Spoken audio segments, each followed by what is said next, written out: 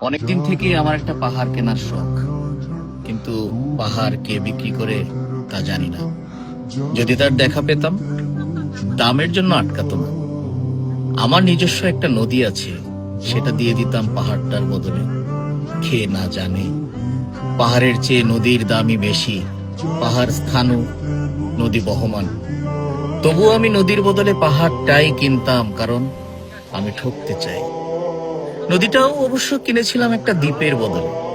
ছেলেবেলায় আমার বেশ ছোট্ট খাট্ট ছিমছাম একটা দ্বীপ ছিল, সেখানে অসংখ্য প্রজাপতি। শৈশবে দ্বীপটি ছিল আমার বড় প্রিয়। আমার যৌবনে দ্বীপটি আমার কাছে মাপে ছোট লাগে। প্রবহমান ছিপছিপে তন্নি নদীটি বেশ পছন্দ হলো আমার। বন্ধুরা বলল, ওইটুকু একটা দ্বীপের বিনিময়ে এত বড় একটা নদী পেয়েছিস, খুব জিতেছিস তো মাইরি। তখন জয়ের আনন্দে আমি বিহ্বল হতাম। তখন সত্যি আমি ভালোবাসতাম নদীটিকে।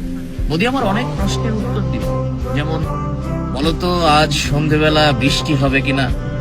সে বলতো, আজ এখানে দক্ষিণ গরম হাওয়া, শুধু একটি ছোট্ট দ্বীপে বৃষ্টি। সে কি প্রবল বৃষ্টি, যেন একটা উৎসব। আমি সেই দ্বীপে আর যেতে পারি না। সে জানতো, সবাই জানে, শৈশবে আর ফেরা যায় না। এখন আমি একটা পাহাড় কিনতে চাই। সেই পাহাড়ের পায়ের কাছে থাকবে গহন অরণ্য। আমি সেই অরণ্য পার হয়ে যাব। তারপর শুধু রুক্ষ কঠিন পাহাড়, একেবারে চূড়ায়, মাথার খুব কাছে আকাশ, নিচে বিপুলা পৃথিবী, চরাচরের তীব্র নির্জনতা। আমার কণ্ঠস্বর সেখানে কেউ শুনতে পাবে না। আমি ঈশ্বর মানি না তিনি আমার মাথার কাছে ঝুঁকে দাঁড়াবেন না। আমি শুধু 10 দিককে উদ্দেশ্য করে বলবো, প্রত্যেক মানুষই অহংকারী। এখানে আমি একা। এখানে আমার কোনো অহংকার নেই।